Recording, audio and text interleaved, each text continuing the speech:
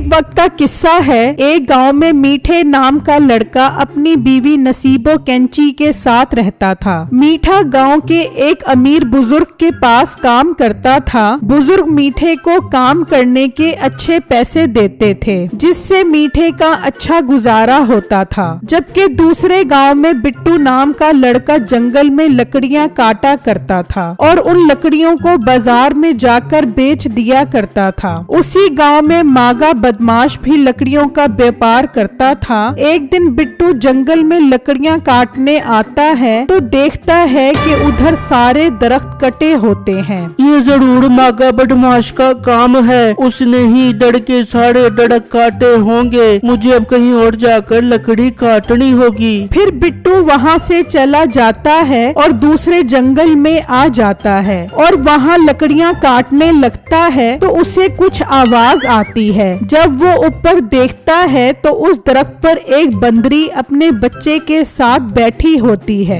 मुझे इस दरख्त को नहीं काटना चाहिए, ये इस बंदरिया और इसके बच्चे का घर है। इतनी देर में मागा बदमाश भी वहाँ आ जाता है।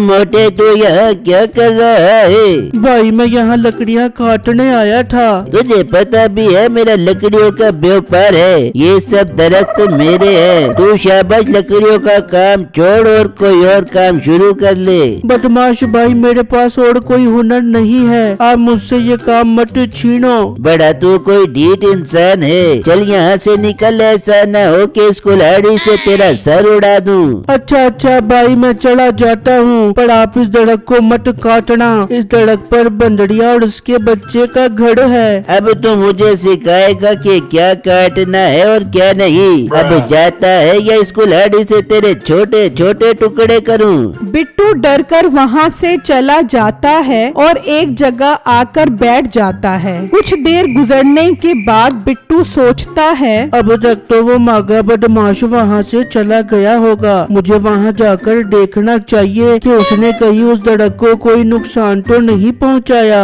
फिर बिट्टू वहाँ से निकलता है। जब उसी जगह पहुँचता है तो देखकर हैरान रह जाता है कि दरख्त गिरा होता है। बंदरी और उसका बच्चा उसके नीचे दबकर मर चुके होते हैं। हाय मेरे अल्लाह, ये इस मागा बदमाश ने अच्छा नहीं किया, इस मासूम जानवर को मार दिया।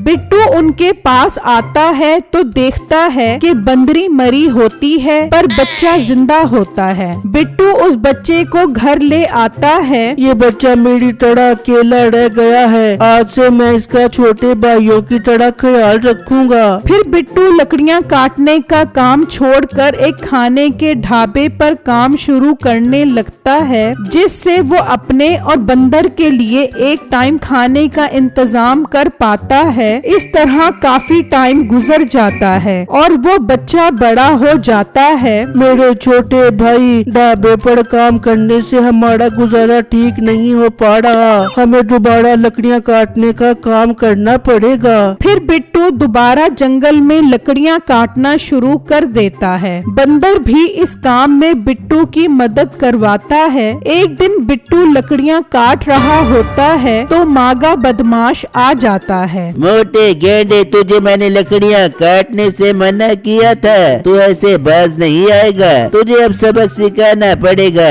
बंदर और तुझे मारना पड़ेगा ताकि तुम मेरे काम में टांग ही ना अड़ा सको।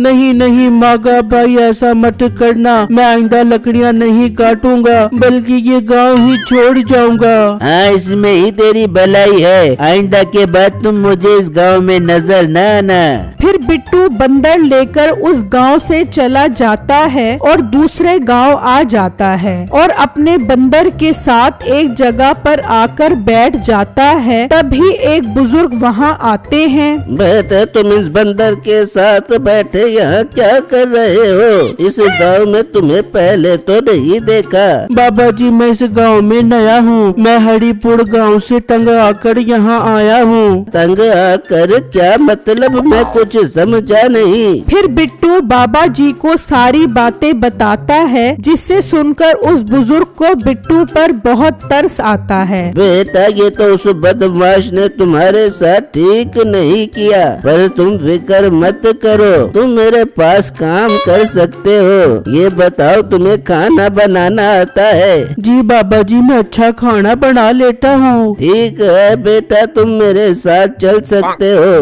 बाबा जी, मैं अपने बंदर को भी साथ ले जाऊंगा। ये बंदर मेरे छोटे भाई की तरह है। हाँ बेटा, तुम इसे भी साथ ले चल सकते हो। फिर वो बुजुर्ग उन्हें अपने साथ ले जाते हैं और घर आ जाते हैं। मीठे, ये लड़का और इसका बंदर आज से यहीं रहेंगे और बिट्टू आज से खाना बनाने का काम करेगा। फिर वो बुजुर्ग बिट्टू को पैसे देते हैं। बिट्टू, तुम इन पैसों से खाना पकाने का सामान ले आओ। फिर बिट्टू अपने बंदर के साथ सामान लेने निकलता है तो मीठा कहता है, मालिक ये क्या, आपने इसे पैसे भी दे दिए सामान के, अगर ये पैसे लेके भाग गया तो?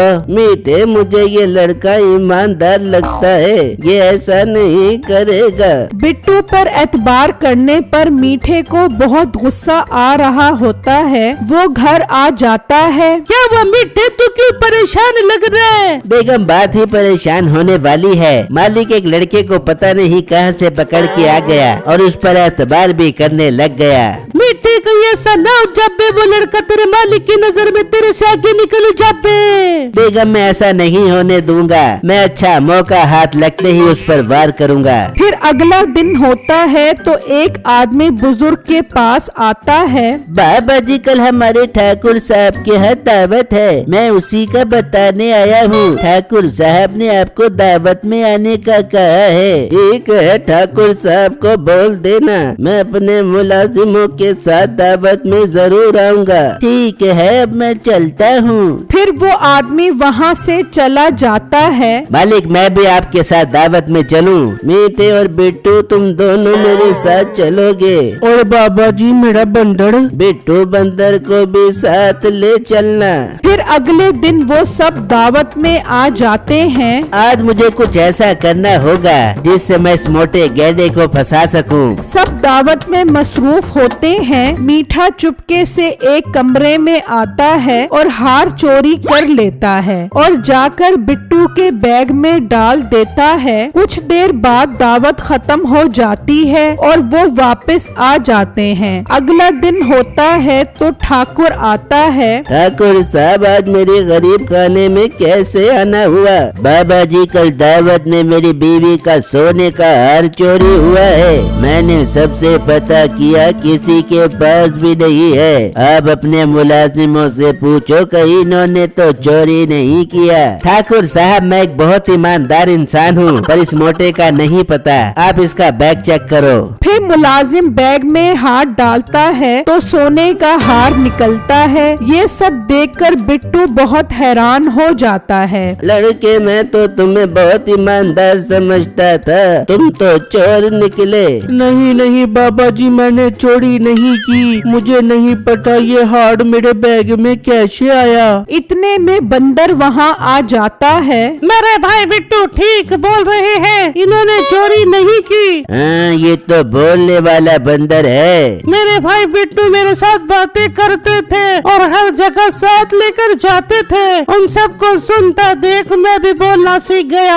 अच्छा, तो फिर तुम कैसे कह सकते हो ये हार बिट्टू ने चोरी नहीं किया? ये तो बिट्टू के बैग से निकला है। मैंने दावत में देखा, ये मीठा हार चोरी करके मेरे भाई बिट्टू के बैग में डाल रहा था। मीठे, सच सच बता, तूने ऐसा क्यों किया? नहीं तो ठाकुर साहब तुझे अपने कुत्तों के आगे डाल देंगे। नहीं नहीं, मुझे कुत्तों के आगे मत डालना। मैंने ये सब इसलिए किया है कि आप मुझसे ज्यादा इस बिट्टू पर एतबार करने लग गए थे। मीठे, तूने इस मासूम बिट्टू को चोर बनाकर अच्छा नहीं किया।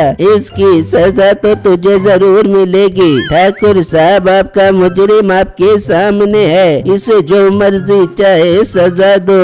मुलाजिम, इसे ले जाकर पुलिस के हवाले कर दो। फिर वो मुलाजिम मीठे को ले जाते हैं। बाबा जी, आपसे गुजारिश है कि बिट्टू और इसके बंदर को मेरे साथ भेज दो। ये आज से मेरे पास रहेंगे और ये बंदर बोल सकता है, ये बात किसी को मालूम कानून नहीं है। इसकी मदद से मेरा काम बहुत आसान हो जाएगा। ये मेरे मुलाजिमों पे नजर रखेगा कि कौन चोर है और कौन ईमानदार। बाबा जी बिट्टू और उसके बंदर को भेजने के लिए राजी हो जाते हैं। फिर बिट्टू और बंदर सुकून से ठाकुर साहब के पास रहते हैं और मीठा जेल में सड़ रहा होता है।